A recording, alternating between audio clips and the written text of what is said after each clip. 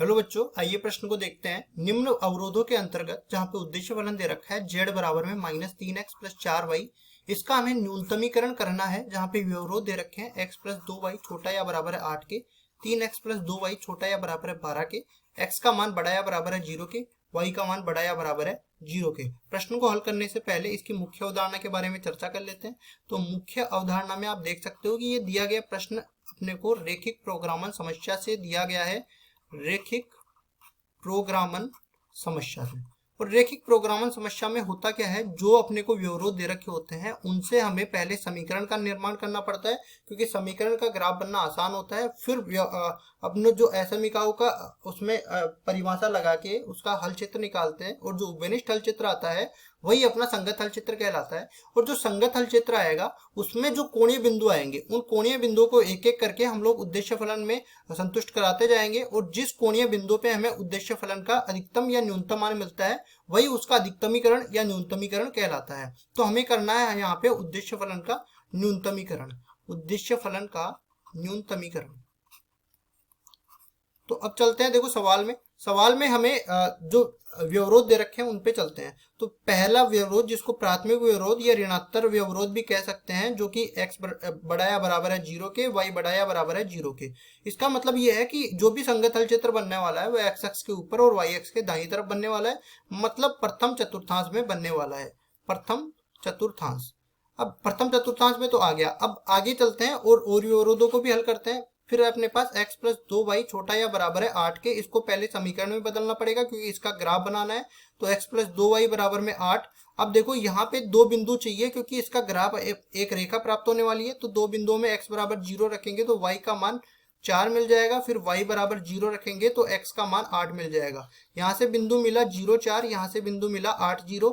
फिर तीसरा व्यवरोध को उठा के लाते हैं, तो ये है अपने पास 3x प्लस 2y बड़ा छोटा या बराबर है 12 के। यहाँ से रेखा का निर्माण करते हैं, 3x प्लस 2y बराबर में 12।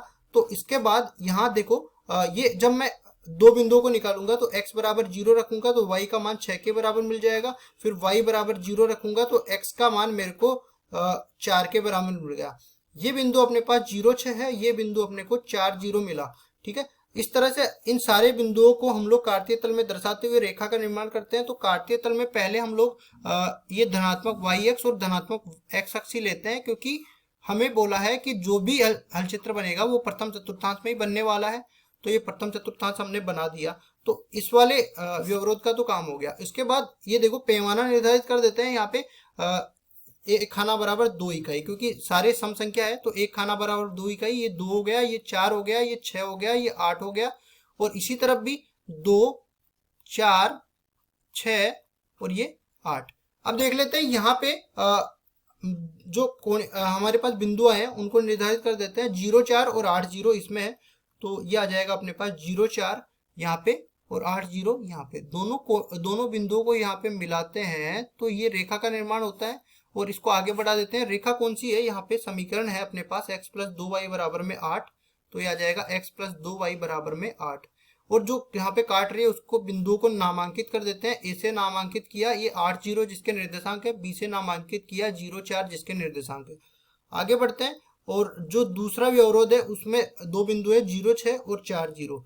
तो 0 6 अपने को यहाँ पे मिला और 4 0 अपने को x अक्ष पे मिला। दोनों बिंदुओं को मिलाते हैं तो अपने पास एक रेखा का निर्माण होता है। अब इनको नामांकित भी कर देते हैं। देखो पहले तो रेखा जो है अपने पास उसका समीकरण है 3x प्लस 2y बराबर में 12। 3x प्लस 2y बराबर में 12। ये इस कोणीय बिंदु को C नाम दे दिया जिसके निर्देशांक है 4 0। इस कोणीय बिंदु को D नाम दे दिया जिसके निर्देशांक है 0 6।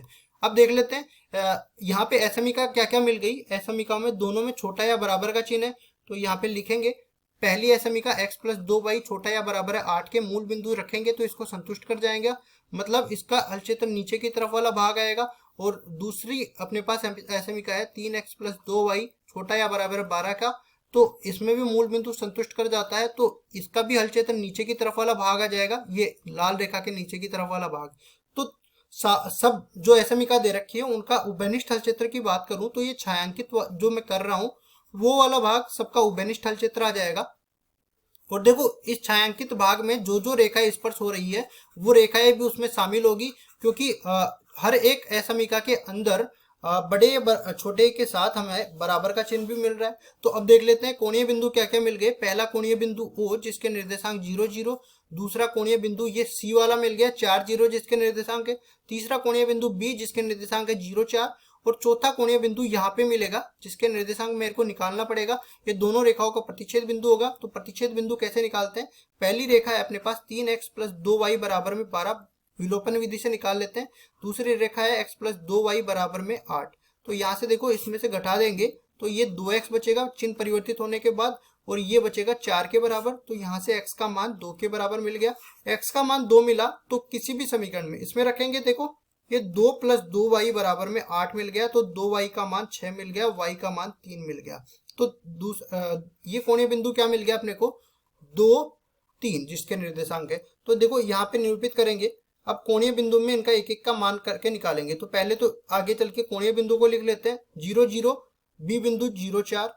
तो देखो सबसे पहले O 0 0, फिर B 0 4 जिसके निर्देशांक है, फिर C आ जाएगा जिसके निर्देशांक हमने यहाँ पे लिखे हैं, और E बिंदु जिसके निर्देशांक हमने निकाले हैं। तो ये 4 0 है और ये 2 3 है। तो ये आ जाएगा 4 0 और ये आ जाएगा 2 3। अब उद्देश्य फलन को उठा के लाते हैं जो कि अपने पास दे रखा है -3x + 4y के बराबर। तो ये आ जाएगा z बराबर में -3x + 4y। अब देखो एक एक कोणीय बिंदु पर इसका मान निकालते हैं। तो z बराबर 0 यहाँ पे आ जाएगा, z बराबर 16 यहाँ पे आ जाएगा, z बराबर -12 यहाँ पे आ जाएगा, और z बराबर में -6 + 12 टोटल मिला के 6 के बराबर हो गया। अब देखो हमें मान किसका निकालना था, हमें इसका न्यूनतमीकरण करना था।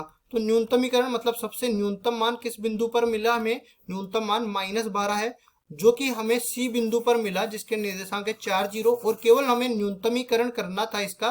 तो यही हमारा उत्तर हो जाएगा -12। आशा करता हूँ ये सवाल आपको समझ में आया होगा। धन्यवाद।